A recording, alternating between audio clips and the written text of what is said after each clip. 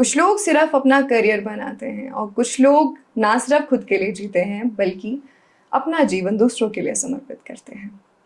जब बात न्याय की होती है, जब कोई भी बस इंसान अपनी आवाज़ तलाश रहा होता है, तभी कुछ लोग ना सिर्फ कानून को पढ़ते हैं बल्कि कानून को जीते हैं।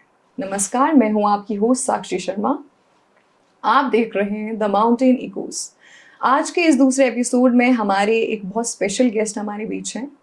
हिमाचल हाई कोर्ट के एक जाने माने वकील और पूर्व में ये डिप्टी एडवोकेट जनरल रह चुके हैं, एडवोकेट विनय शर्मा जी। आपका बहुत बहुत स्वागत है हमारे पॉडकास्ट चैनल में।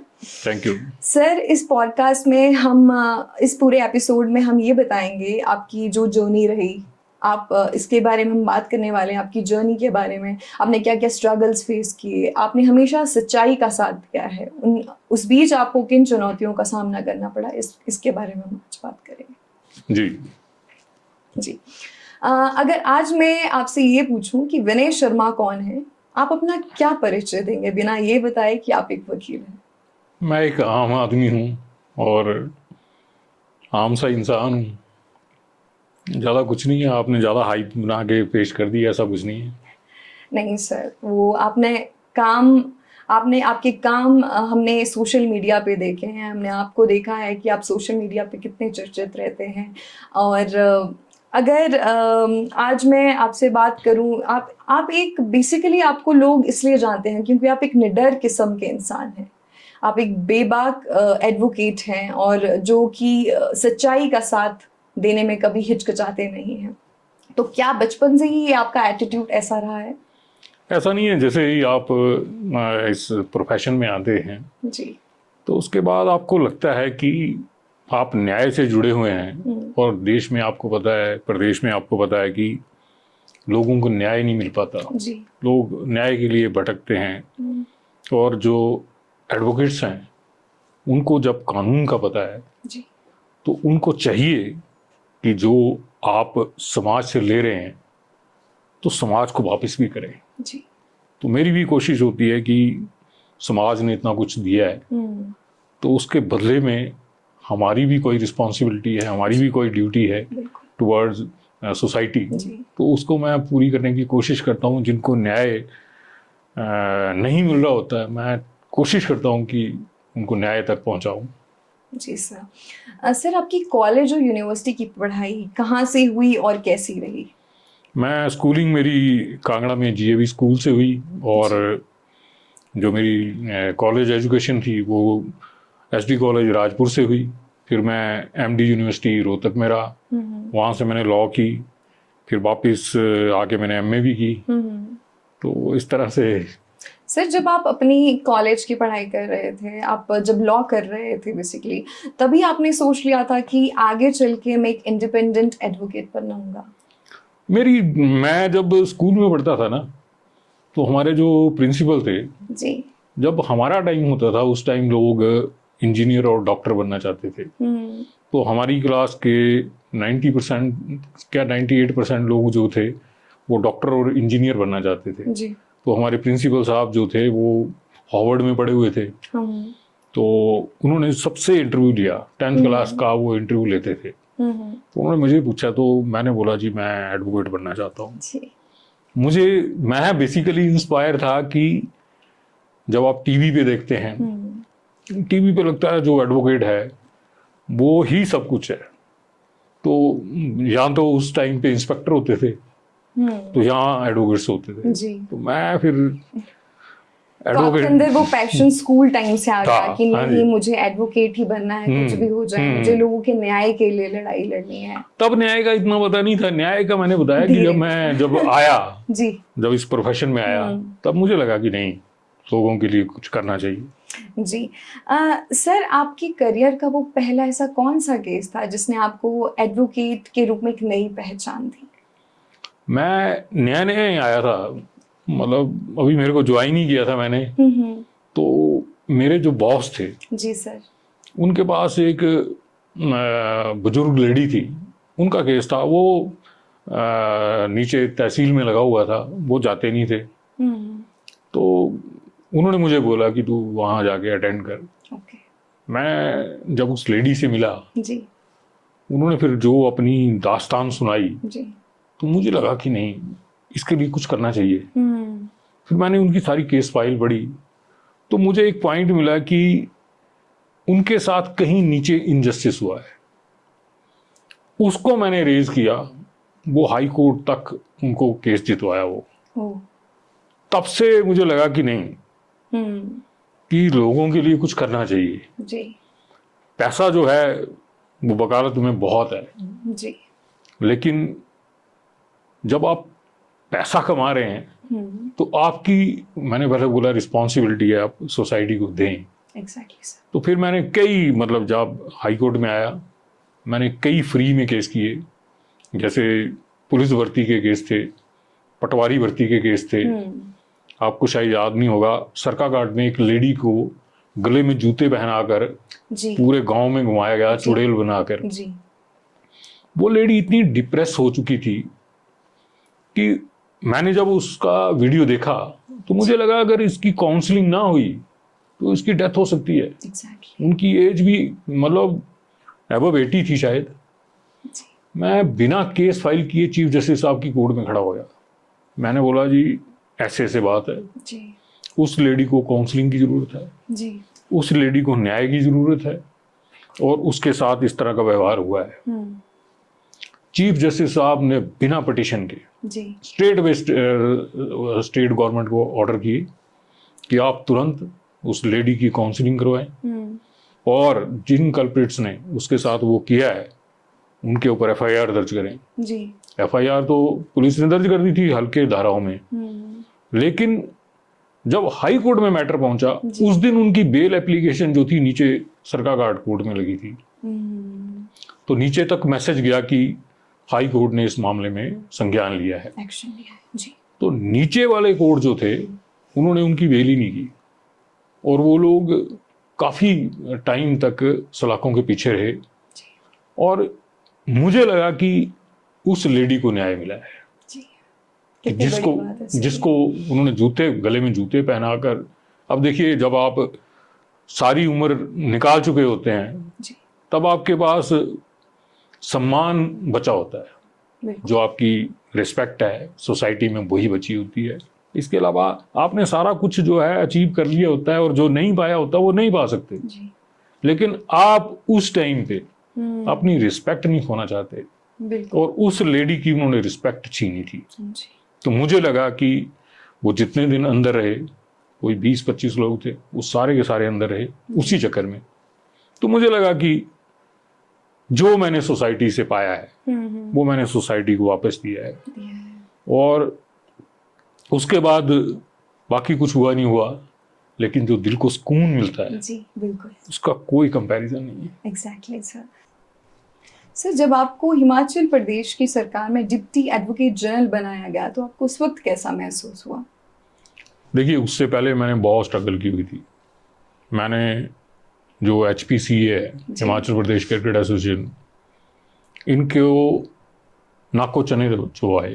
इन्होंने कई धांधलियाँ की हुई थी जी।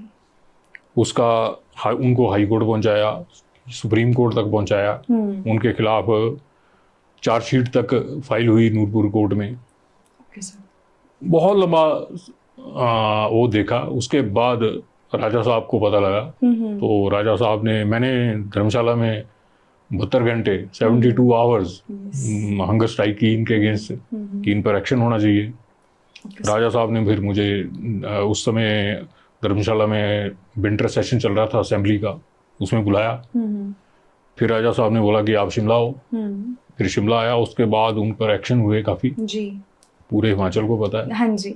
उसके बाद फिर राजा साहब ने मुझे बोला कि आप शिमला आओ। फिर राजा साहब मेरे को शिमला ले आए जी।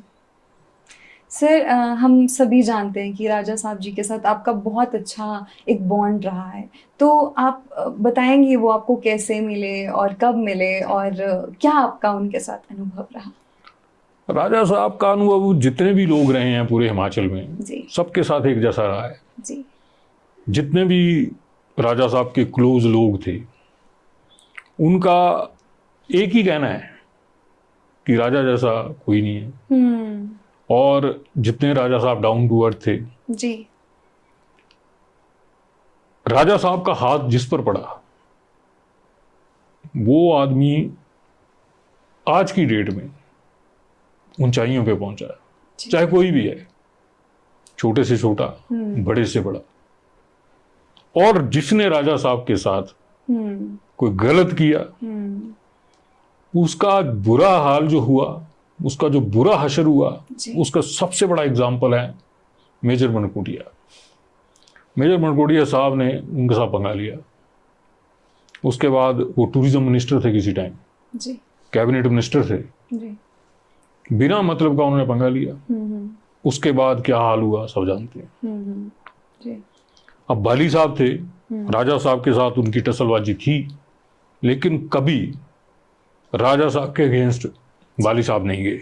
उनके राजनीतिक मतभेद हो सकते थे, लेकिन पर्सनली राजा साहब के अगेंस्ट उन्होंने कुछ नहीं किया। इसलिए वो पूरी जिंदगी बढ़िया कैबिनेट मिनिस्टर हर बार राजा साहब की सरकार में रहे। राजा साहब ने अपने जितने भी विरोधी थे, जितने उनके अपनी पार्टी के अंदर ओपोनेंट थे, हर एक को उन्होंने अपने साथ रखा, हर एक को उन्होंने इज्जत दी, ऑनर दिया और उन्हें कैबिनेट रैंक दिया। चाहे वो मैडम स्टॉक्स थी, ठाकुर राम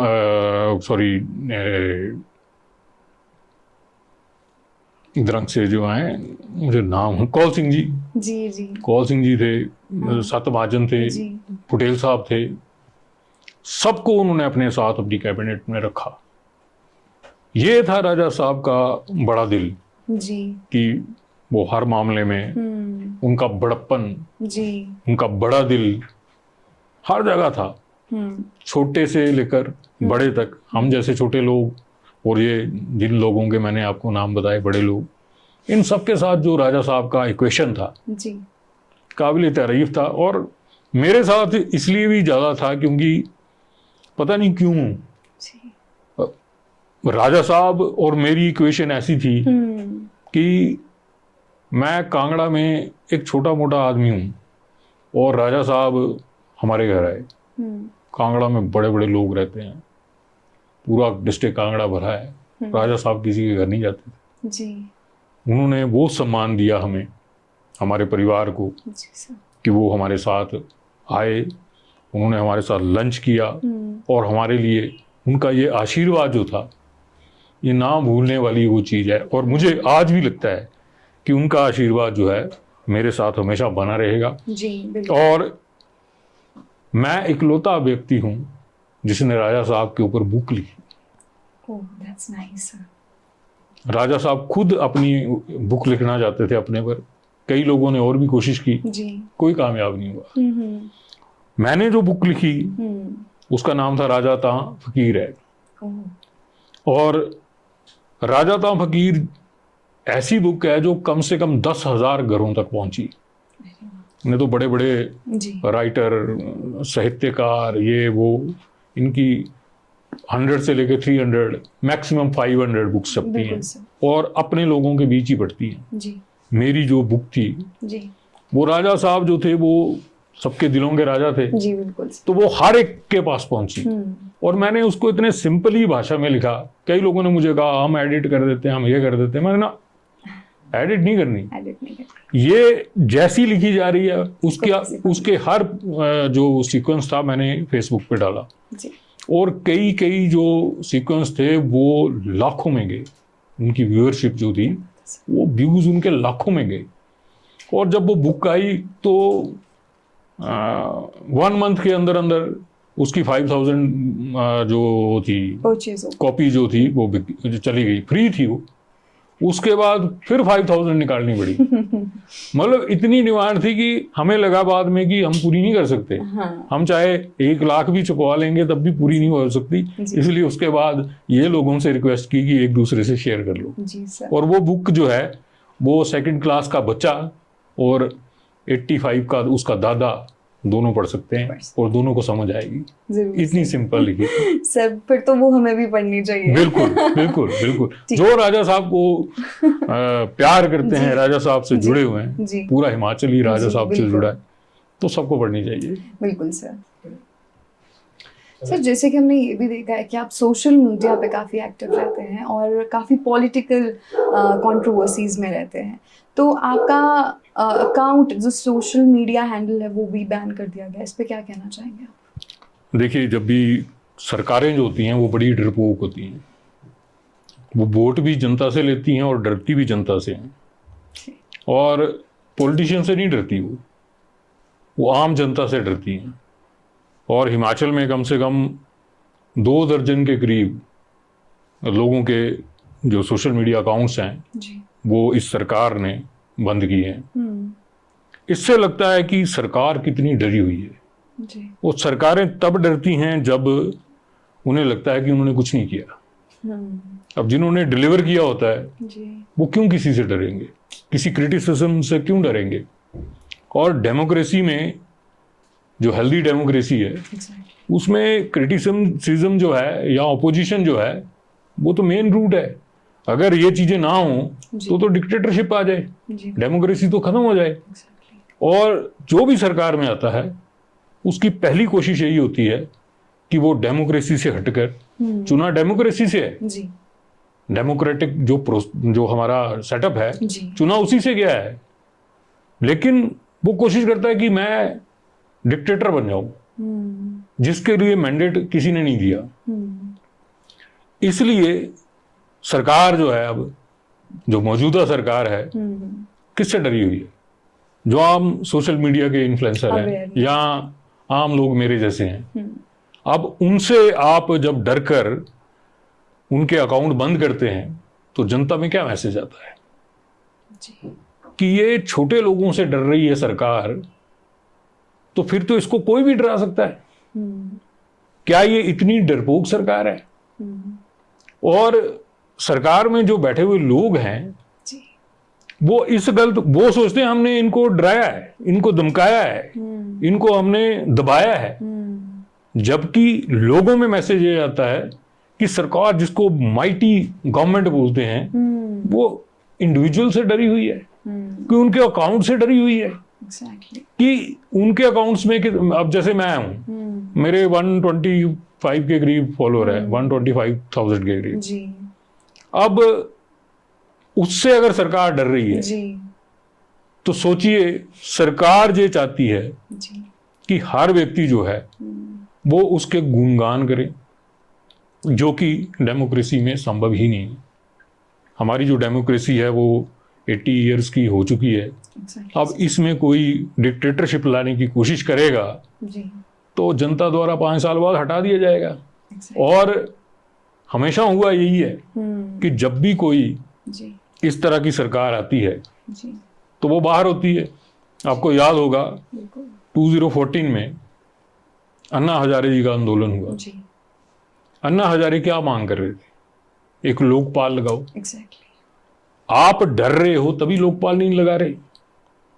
कांग्रेस सरकार उस टाइम पे इतनी डर गई, या उसके जो मैनेजर थे उन्होंने अपनी सरकार को इतना डराया और गुमराह किया कि आप लोग अन्ना हजारे से बात ही नहीं करने आए।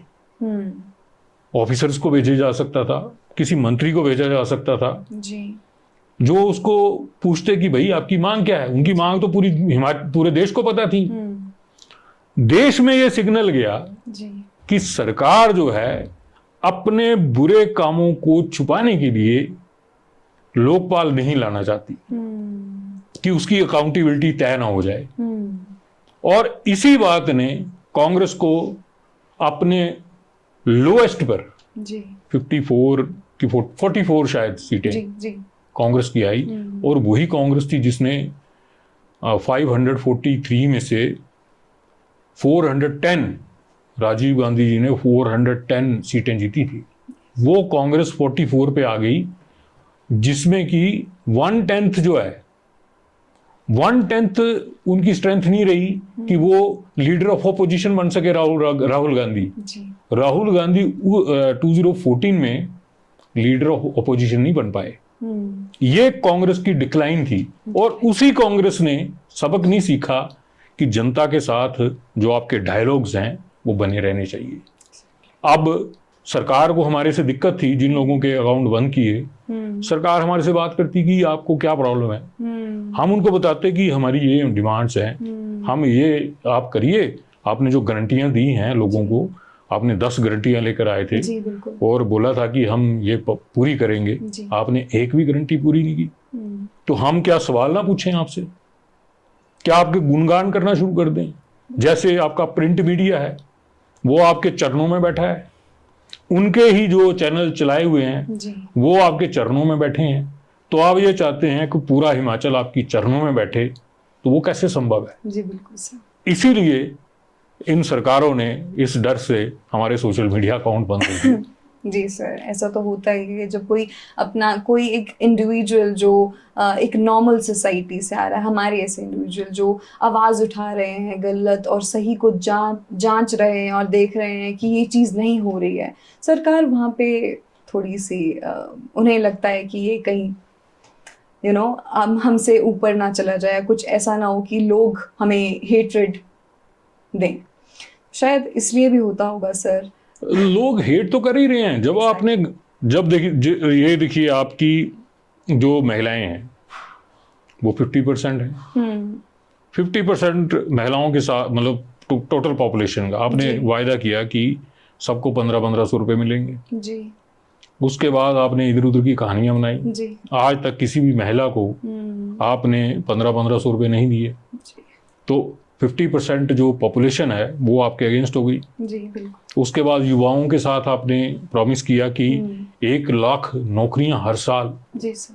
आप अग्निहोत्री जी के शब्द में बताऊं, 58 साल वाली नौकरी, पक्की नौकरी जो है वो आपको दी जाएगी।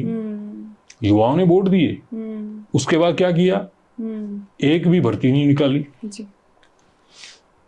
विधानसभा में भर्तियां हुई, 34 कैंडिडेट्स जो हैं उनको जॉब दी जी सर, जिसमें से 32 जो थे वो माननीय मुख्यमंत्री के घर के विधानसभा क्षेत्र के, माननीय विधानसभा अध्यक्ष के विधानसभा क्षेत्र के, और डिप्टी स्पीकर जो अब कांग्रेस के प्रेसिडेंट है जी, उनके विधानसभा क्षेत्र के लोगों को रखा गया। 34 में से 32। अब सोचिए जिन युवाओं ने अपना सारा टाइम लाइब्रेरी में गुजारा है, दिन रात एक किया है, मेहनत की है, पापड़ बेले हैं, उन बच्चों को जब पता लगता है जी कि उनसे उनकी हक छीन लिए गए हैं, उनकी नौकरियां छीन ली गई हैं, और ऐसे लोगों को रखा गया है जो माननीय मुख्यमंत्री का कोई पीए है, कोई विधानसभा अध्यक्ष का भतीजा है जी, तो फिर लोगों में मैसेज गलत जाता है जी सर। बिल्कुल। और फिर इस तरह के हालात जब पैदा होते हैं तो क्रांतियां आती हैं जी सर। सर, आप सिस्टम को हिलाने का दम रखते हैं, तो क्या कभी ऐसा हुआ है किसी बड़े अधिकारी ने आपको चुप कराने की कोशिश की हो?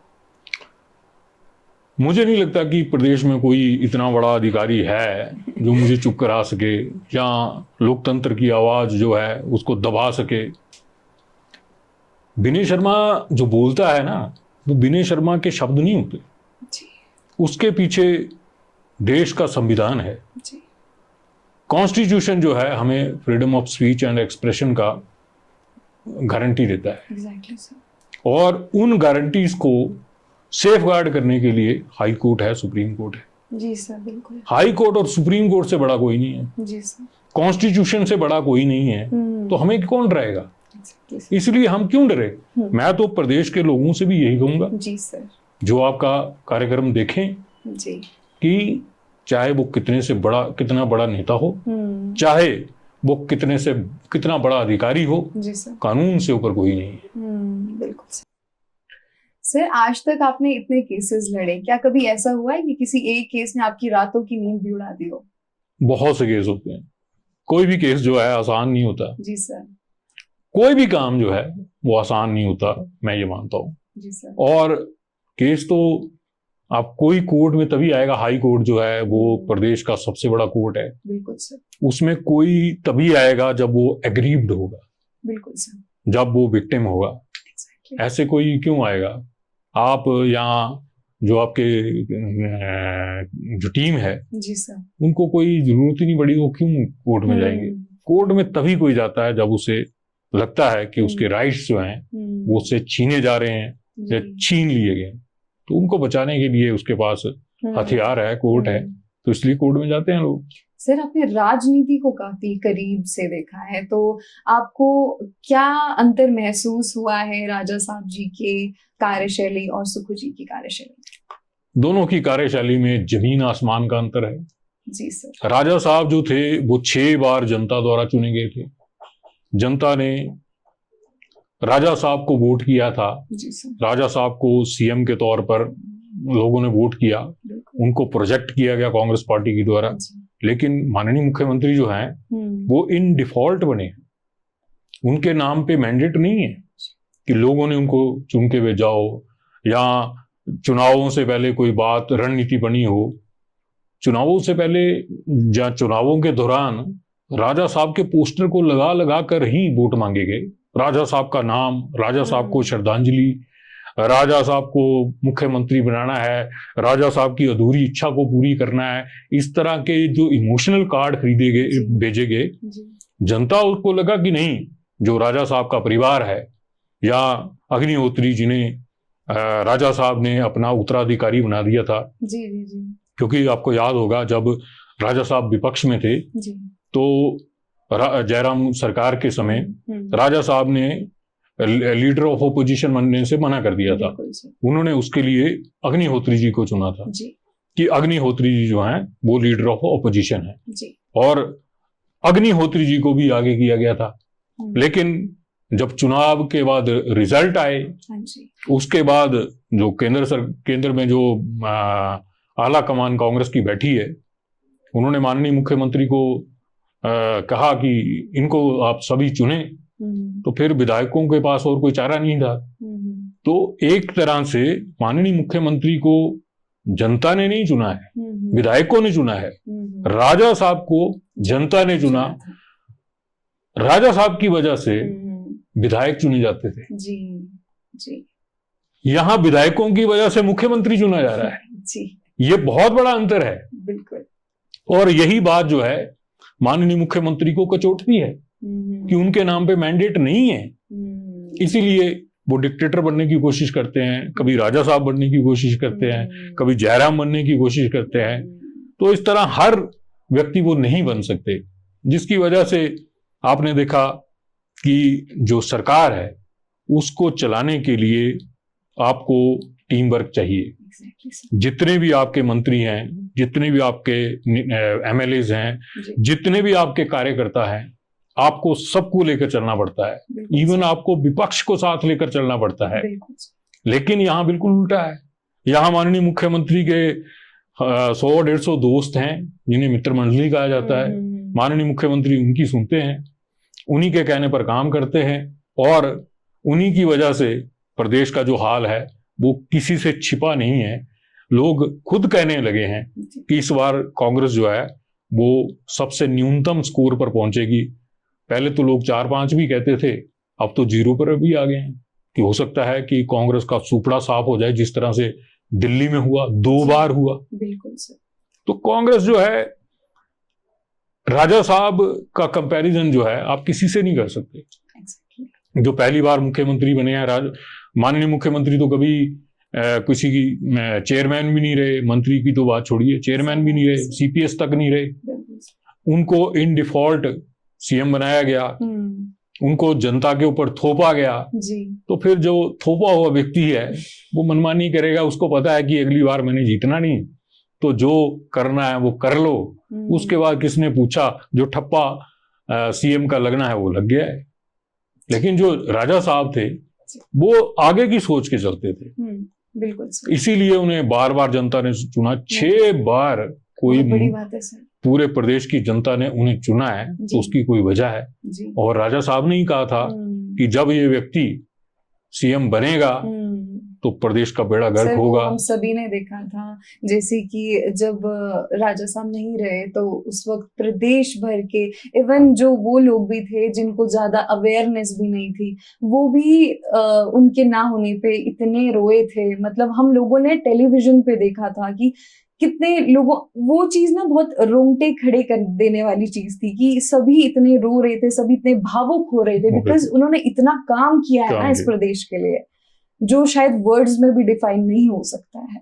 जब राजा साहब की जो पार्थिव शरीर है, जी सर, उसको रामपुर ले जाया जा रहा था, बिल्कुल सर, तो उसका पहला जो पड़ाव था कांग्रेस भवन के बाद, जी सर, वो सेक्रेटरीट था। जब राजा साहब की जो डेड बॉडी को ले जाने वाली गाड़ी थी, वो जब सेक्रेटरीट के पास रुकी, सेक्रेटरीट का पीएन से लेकर चीफ सेक्रेटरी तक सभी लोग राजा साहब को श्रद्धांजलि देने आए। जी सर, मैं खुद गवाह हूं, मैं रामपुर तक गया और रास्ते में कोई ऐसी जगह नहीं बची जहां राजा साहब को श्रद्धांजलि देने के लिए लोग नहीं आए। इवन जिस दिन राजा साहब की क्रिमेशन थी, उस दिन भारतीय जनता युवा मोर्चा, जो भारतीय जनता पार्टी का युवा विंग है, उन्होंने वहां पर पानी, खाने पीने का इंतजाम जो है वो लोगों के लिए किया हुआ था। और उस टाइम पर कोई भी ऐसा नेता नहीं था जो वहां नहीं पहुंचा, रामपुर नहीं पहुंचा। और सबसे बड़ी बात यह थी कि उस टाइम पर कोविड चल रहा था। बिल्कुल सर, लोग, इतने लोग इकट्ठे नहीं होते थे, नहीं सर, इसलिए पूरे प्रदेश से लोग नहीं आ पाए थे जी, क्योंकि बड़ी रिस्ट्रिक्शंस थी। उसके बावजूद जो हजूम रामपुर में उमड़ा, सर हमने ऐसा कहीं नहीं हुआ और ना ही कभी हो पाएगा। नहीं हो पाएगा। ये उस व्यक्ति की पॉपुलैरिटी है जो लोगों के दिलों में बसा। एग्जैक्टली सर, उनकी तो फैन फॉलोइंग, आई सपोज जितने भी अलग अलग पार्टीज है ना, मैटर ही नहीं करता है। यूथ उनको चाहे बीजेपी का है चाहे वो कांग्रेस का है, सभी बहुत अप्रिशिएट करते हैं और सभी उनको एक रोल मॉडल की तरह एग्जैक्टली, क्योंकि विकास पुरुष जो है कोई हुआ है हिमाचल में, तो वो राजा वीरभद्र सिंह हुआ। उन्होंने, देखिए, जब वो लास्ट टर्म में थे, जी बिल्कुल, तो उन्होंने पूरे प्रदेश में 31 कॉलेजेस खोले। Exactly sir. और आपको हैरानी होगी सुन के कि वो कॉलेजेस ऐसी जगह खोले जहां पे बच्चियां जो हैं +2 के बाद स्कूल छोड़ देती थी, पढ़ाई नहीं कर पाती थी। और उन कॉलेजेस में सबसे ज्यादा जो एडमिशंस हुई वो बच्चियों की हुई, लड़कियों की हुई। कांगड़ा में मेरे घर के पास मटौर है जी, मटौर में 400 के करीब बच्चियां जो थी वो एडमिशन लेने आई। धर्मशाला में भी कॉलेज है, डीएवी कॉलेज कांगड़ा है, उसके बावजूद मटौर में 400 बच्चियों ने एडमिशन ली। वहां से 15 किलोमीटर दूर तखीपुर है, तखीपुर में बच्चियों की सबसे ज्यादा जनसंख्या थी। शिमला से चलिए आप, गंडल के पास भी शायद कहीं एक कॉलेज है, वहां पे भी सबसे ज्यादा बच्चियां थी। कहने का मतलब ये है कि प्रदेश के हर कोने कोने में राजा साहब ने अपने विजन को पहुंचाया कि जो बच्चियां हैं वो बाहर पढ़ने नहीं जा सकती, इसलिए उनके घर द्वार पर कॉलेजेस खोले गए। ये उस व्यक्ति की बहुत बड़ी सोच थी, बहुत बड़ा विजन था सर। और उससे भी बड़ी बात ये कि राजा साहब ने आईजीएमसी बनाया। जी सर, राजा साहब ने टांडा मेडिकल कॉलेज बनाया। राजा साहब ही ऐसे व्यक्ति थे जो बीमार होने पर आईजीएमसी में एडमिट होते थे। उससे क्या मैसेज आता है? पूरे प्रदेश को मैसेज आता है कि प्रदेश का मुखिया अपने प्रीमियर इंस्टीट्यूशन में, चाहे वो गवर्नमेंट सेक्टर में है, वहां पर विश्वास करता है, वहां जाता है। इसलिए जो आईजीएमसी है उसको प्रीमियर इंस्टीट्यूशन कहा जाता है। टांडा को कहा जाता है क्योंकि बड़े बड़े जो लोग हैं, बड़े बड़े नेता लोग जहां पर गए, राजा साहब से बड़ा तो कोई नेता हुआ नहीं जी। लेकिन उसके बाद जो नेता आए वो बाहर इलाज करवाने लग पड़े, जिससे मतलब जो प्रदेश के इंस्टीट्यूशंस हैं, मेडिकल इंस्टीट्यूशंस हैं, इन पर नेगेटिव असर पड़ेगा। क्योंकि जब राजा साहब जाएंगे बार बार आईजीएमसी में तो उसमें सुधार होगा, उसमें दवाइयां आएंगी, मरीजों के साथ अच्छा ट्रीटमेंट होगा, उन्हें अच्छी सुविधाएं मिलेंगी, उनकी जो मेडिकल केयर है वो ज्यादा बढ़िया होगी। तो ये उस व्यक्ति की सोच है कि मैं जब एडमिट होऊंगा तो सारा कुछ ठीक होगा। एग्जैक्टली सर, वही हो रहा था। एग्जैक्टली सर, वही हो रहा था। सर, आपको अगर हिमाचल प्रदेश के मुख्यमंत्री जी से कुछ सवाल करने हो तो वो सवाल क्या होंगे? सबसे पहला सवाल ये होगा कि युवाओं को जो 1 लाख नौकरियां जी और महिलाओं को 1500 रुपये देने की बात की गई थी, वो कब पूरी होगी। दूसरा सवाल ये होगा कि आपने हिमकेयर, आयुष्मान, जो भी लोगों को, गरीब लोगों को हॉस्पिटल में फ्री इलाज होता था, जी सर, उसके पैसे कब आप रिलीज़ करेंगे ताकि जो लोग हैं जी जिनको हेल्थ सुविधाएं नहीं मिल रही हैं जी सर, वो मिलने लगे। जिन गरीब लोगों को 1000 रुपये से लेके 3000 रुपये तक सोशल पेंशन मिलती थी, उनकी जो बंद की गई पेंशन है वो कब मिलेगी। जी और कर्मचारियों के जो एरियर्स हैं वो कब आप देंगे, जो कई सालों से लंबित पड़े हैं। बिल्कुल सर। आउटसोर्स वाले जो एम्प्लॉय हैं उनके साथ वायदा किया गया था कि आउटसोर्स जो है उनके लिए पॉलिसी बनाई जाएगी और उनको सरकार में लिया जाएगा। जी सर। इनकी जो संख्या है वो 60,000 के करीब है। बिल्कुल। इनको बंधुआ मजदूरों की तरह ट्रीट किया जा रहा है। उनको छलावा दिया गया कि आपके लिए पॉलिसी बनाई जाएगी और सरकार में आने के बाद उसी प्रथा को पुनः जारी कर दिया। जी सर। उसके बाद युवाओं को पहले कॉन्ट्रैक्ट पे नौकरियां मिला करती थी। इस सरकार के आने पर वो ट्रेनिंग की नौकरियां दी जा रही हैं जो कॉन्ट्रैक्ट से भी गई गुजरी हैं। माननीय मुख्यमंत्री बताएं कि इस तरह से वो युवाओं का शोषण क्यों कर रहे हैं। और भी अनगिनत सवाल हैं, लेकिन कम से कम ये तो उनकी गारंटियों से जुड़े हुए सवाल हैं। जी सर। उन्होंने लोगों से वायदा किया था कि दूध जो है उनको इतने रेट पे खरीदा जाएगा, उसकी एमएसपी तय की थी। जी। लेकिन उन दूध उत्पादकों ने जो गाय वगैरह खरीद ली या भैंसें खरीदी या उन्होंने डेयरी फार्म खोल लिए, माननीय मुख्यमंत्री के कहने पर पैसा लगाया, आज वो सड़कों पर अपने दूध को बहा रहे हैं क्योंकि उनको जो मिनिमम सपोर्ट प्राइस है वो नहीं मिल रहा। उनके करोड़ों रुपए जो हैं सरकार के पास फंसे हैं, सरकार के पास पैसा नहीं है। और दूसरी तरफ पिछले कल 4 नई फॉर्च्यूनर गाड़ियां खरीदी गई, वो भी 2 करोड़ रुपए में। जब आपके पास गरीबों को देने के लिए योजनाएं नहीं हैं तो आप जो अपने मंत्री हैं या अपने चहेते हैं या अपने मित्र हैं जी, आप तो उनको मोबिलाइज करी जा रहे हो। जी। क्या आप उनके वोटों से बने हो या आम जनता के वोटों से बने हो? माननीय मुख्यमंत्री को ये बात सरेआम बतानी चाहिए। बेशक उसके लिए वो जितने अकाउंट बंद करने चाहें करें, लेकिन कम से कम जनता को आगे बताएं कि हम अपने जो गारंटियां दी हैं उसका क्या किया है। जी सर, बिल्कुल। सर, जो छात्र अभी अपनी लॉ की पढ़ाई पूरी करके हिमाचल के कोर्ट्स में जा रहे हैं, उनको आप क्या एक मैसेज देना चाहेंगे अगर कोई अपनी शुरुआत कर रहा है?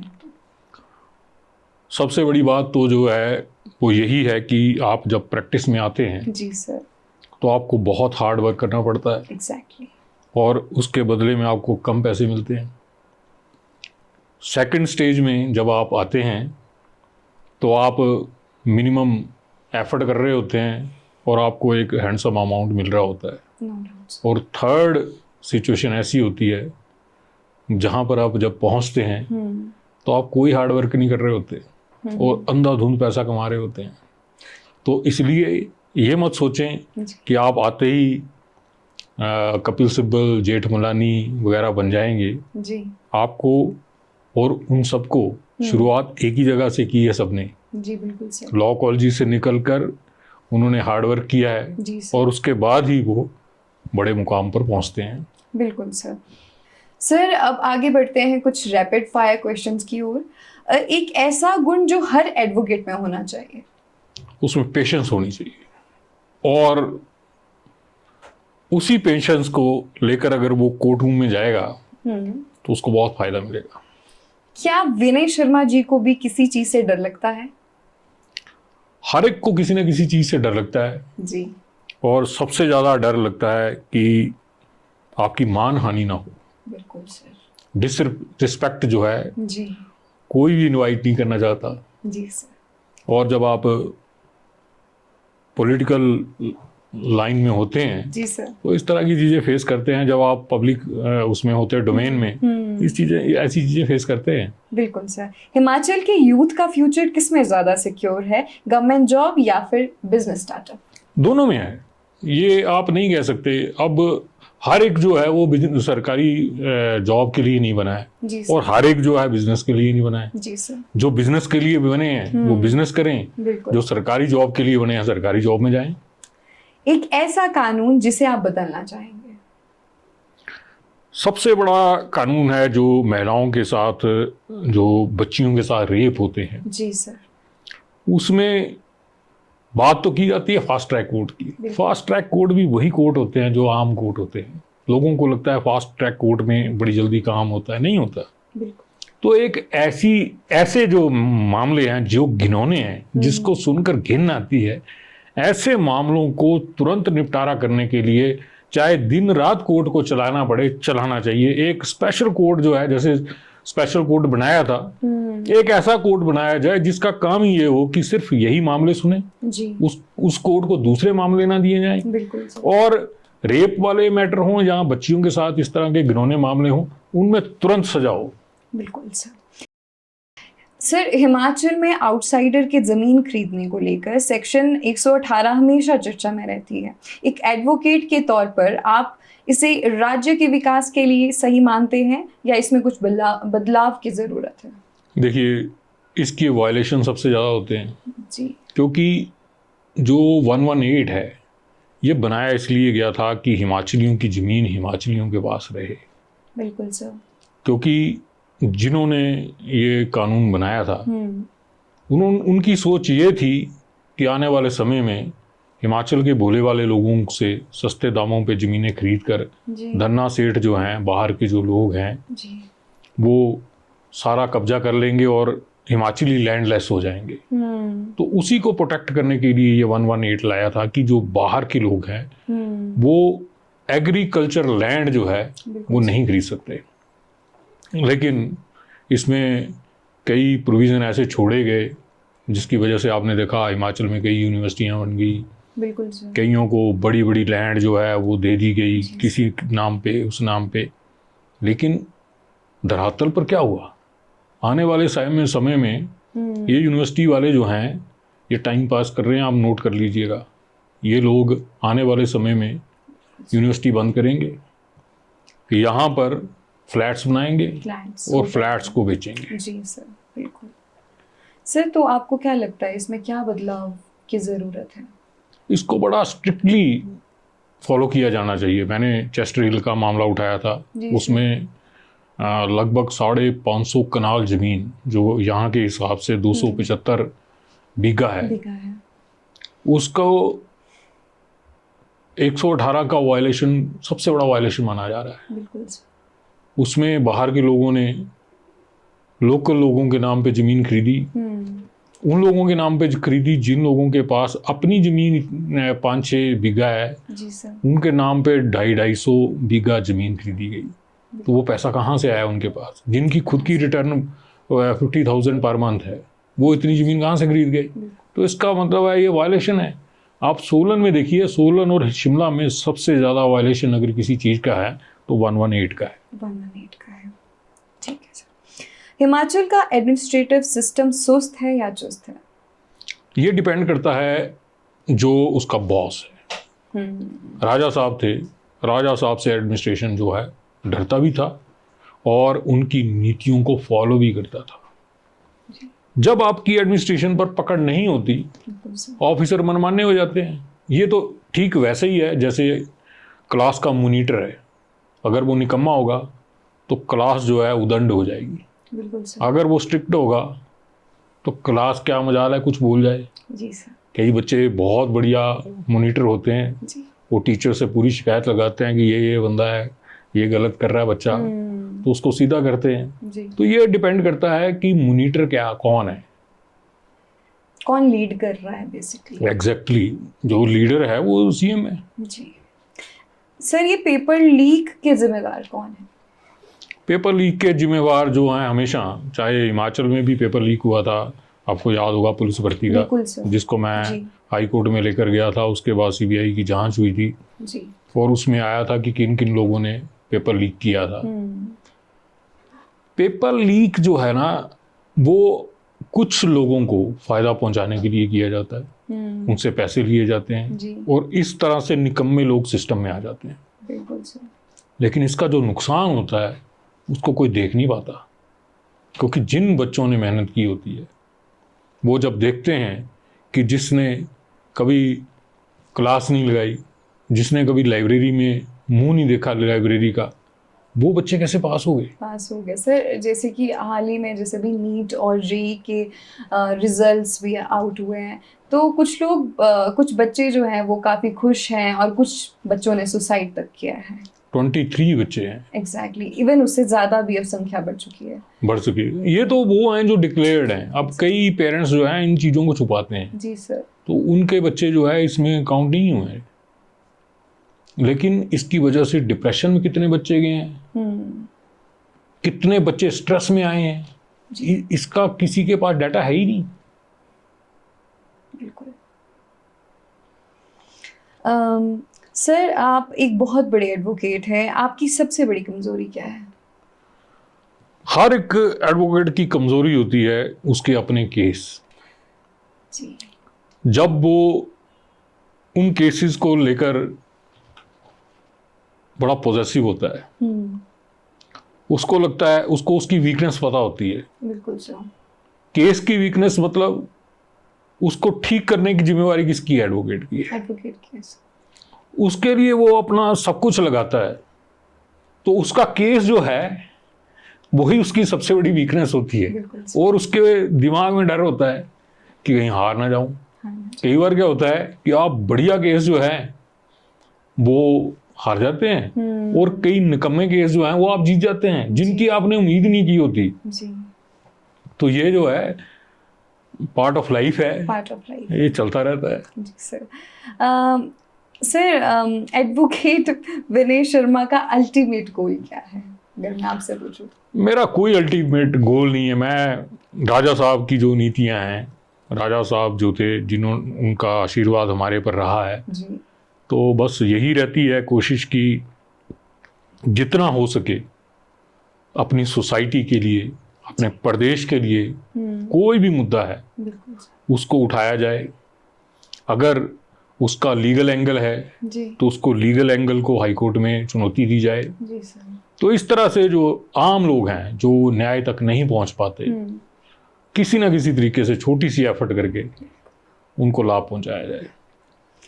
हिमाचल की यूथ का सबसे बड़ा दुश्मन कौन है? एक बेरोजगारी या चिट्टा? सबसे बड़ा तो चिट्टा ही है। लेकिन आप देखिए कि चिट्टे को आप, पूरी सोसाइटी को आप चिट्टे से ग्रस्त नहीं मान सकते। बिल्कुल सर। हार्डली 1-2% बच्चे होंगे जो चिट्टे की गिरफ्त में हैं। मैं दावे से कहता हूं कि जो हमारे हिमाचल के बच्चे हैं, हमारे हिमाचल के यूथ हैं, वो चिट्टे से दूर हैं। हर सोसाइटी में अच्छे बुरे लोग होते हैं, कुछ बुरे बच्चे भी होते हैं। पर ये देखा गया है कि हिमाचल में अब चिट्टे का प्रचलन बहुत चल रहा है। बहुत बच्चे चिट्टे का उपयोग करने लगे हैं और अपना जो जीवन है वो बर्बाद कर रहे हैं। सुसाइड जैसी चीज़ें हो रही है। इसके चक्कर में पैसे के लेन देन में बहुत झगड़े नज़र आ रहे हैं। देखिए, कोई भी बुरी चीज़ है जब सोसाइटी में प्रवेश करती है तो अपने आसपास के एरिया को भी पोल्यूटेड करती है। तो ये पोल्यूशन है एक तरह से जी। जो चिट्टे के तौर पर आया है। हर जमाने में कुछ ना कुछ आता है। कभी कोई ठगी आ जाती है, कभी ये चिट्टा आ जाता है, कभी भांग वगैरह के नशे किसी जमाने में हुआ करते थे। जी। तो नशा जो है वो हर सोसाइटी में रहा है। किसी जमाने में सोमरस भी कहा जाता था। तो जो सोमरस पीने वाले थे वो भी तो नशा करते थे। तो नशा जो है वो सोसाइटी का हिस्सा है। अब क्या है कि सोशल मीडिया की वजह से ये चीज़ें ज़्यादा दिखती हैं। अदरवाइज आप देखिए, अपने आसपास नज़र दौड़ाइए, आपको आपके अगर कांटेक्ट में अगर 1000 युवा हैं तो उसमें से हार्डली आपको 1 या 2 या 3 जो है वो ड्रग्स में मिलेंगे, बाकी जो है क्लीन है। अब आप अपनी टीम में देखिए, टीम में आप 5-6 लोग हैं, 5-6 लोगों में कितने लोग, आप भी सारे यूथ हैं, तो कोई भी चिट्टा नहीं ले रहा। जी बिल्कुल। तो फिर आपका जो अपना घर है वो इन ऑर्डर है, तो आपको फिर यही लगता है कि बाहर भी जो है वो ठीक है। थोड़े बहुत लोग होते हैं। जी सर, हिमाचल की फाइनेंशियल मिसमैनेजमेंट के बारे में क्या कहना चाहेंगे और ये किस वजह से? देखिए, हिमाचल जो है, अगर आप इसकी टोपोग्राफी को देखें जी, तो ये पूरी जो है वो स्विट्ज़रलैंड से बेटर है। हमारा एरिया स्विट्ज़रलैंड के बराबर ही होगा, हमारी पॉपुलेशन भी ऑलमोस्ट उतनी ही है जी। लेकिन हमारे पास कमी क्या है? हमारे पास रिसोर्सेज सारे हैं। देखिए, हमारे पास स्नो है, हमारे पास कोल्ड डेजर्ट है, हमारे पास डैम्स हैं, हमारे पास ऑर्चिड्स हैं जी। ब्यूटी हिमाचल की किसी से छिपी नहीं है, अनबीटेबल है ना जी? तो ये सारी चीज़ें जो हैं आपको स्विट्ज़रलैंड से ऊपर रखती हैं जी। लेकिन टूरिज्म के लिहाज से प्रदेश को बहुत कुछ सीखना है। अब गोवा देखिए, गोवा के पास क्या है? एक वो है, अरेबियन सी है। Exactly sir. अरेबियन सी से वो कितना पैसा जनरेट कर रहे हैं एक सी से, और हमारे पास वेरिएशन है जो मैंने आपको वेरिएशंस गिनाई, हम इनको आज तक दोहन नहीं कर पाए। बिल्कुल। अब जैसे हमारे पास फॉरेस्ट्स हैं, उसके अंदर अगर केबल कार से आप उनके बीच में, डेंस फॉरेस्ट के बीच में हट्स बना दीजिए, बढ़िया बढ़िया टूरिज्म वाले बनाएं, तो लोग वहाँ बिना रोड के पहुँचे। आपका एक तो जो पहाड़ है वो नहीं कटेंगे, पेड़ नहीं कटेंगे, और टूरिस्ट जो हैं उस जगह पे पहुँचेंगे जी। हमारा इंफ्रास्ट्रक्चर, जिसको हम रोड्स कहते हैं, अब पहले से बेटर होता जा रहा है। 4 लेन आ गया है। अब आप आने वाले टाइम में चंडीगढ़ से मनाली जल्दी पहुंच जाते हैं, आपको देखा रश है। हमें और जो एरिए हैं जहां पर लोग नहीं पहुंच पाते हैं, जैसे किन्नौर है, लाहौल स्पीति है, ऐसे जो इलाके हैं इनको डेवलप करना चाहिए। हमारे पास जो रिसोर्सेज हैं, बड़े बड़े डैम्स हैं, इसमें वाटर स्पोर्ट्स लाई जाए, ताकि जो टूरिस्ट हिमाचल में आता है तो वो उसको हर तरह की वेरिएशन मिले और पैसा जनरेट हो। जी सर। सर, आज तक आपने इतने बड़े बड़े केसेस लड़े और पॉलिटिकल प्रेशर हैंडल किया, तो आप इस पॉडकास्ट के माध्यम से एक आम नागरिक को और युवा पीढ़ी को क्या संदेश देना चाहेंगे? संदेश तो मैं इतना बड़ा आदमी नहीं हूँ कि मैं संदेश दूँ, पर युवाओं से मैं अपने एक्सपीरियंस के हिसाब से कहना चाहता हूँ कि आप बेखौफ होकर डरें, बेखौफ होकर अपनी बात कहें, और जहां आपको लगता है कि आपके हक जो हैं, आपके राइट्स जो हैं, उनको मारा जा रहा है, तो उसके लिए आवाज़ उठाएं। आप लोग आवाज़ नहीं उठाते। जब आप आवाज़ नहीं उठाएंगे तो कोई भगवान राम या भगवान कृष्ण जो है वो नहीं आएगा आपके लिए आवाज़ उठाने के लिए।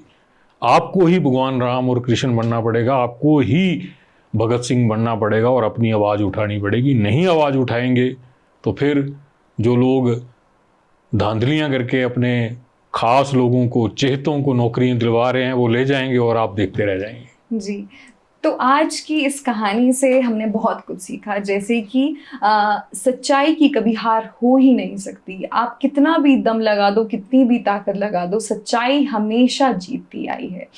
तो ऐसी ही कहानी आज विनय शर्मा जी की थी, जो कि एक बहुत जाने माने एडवोकेट हैं हिमाचल प्रदेश के।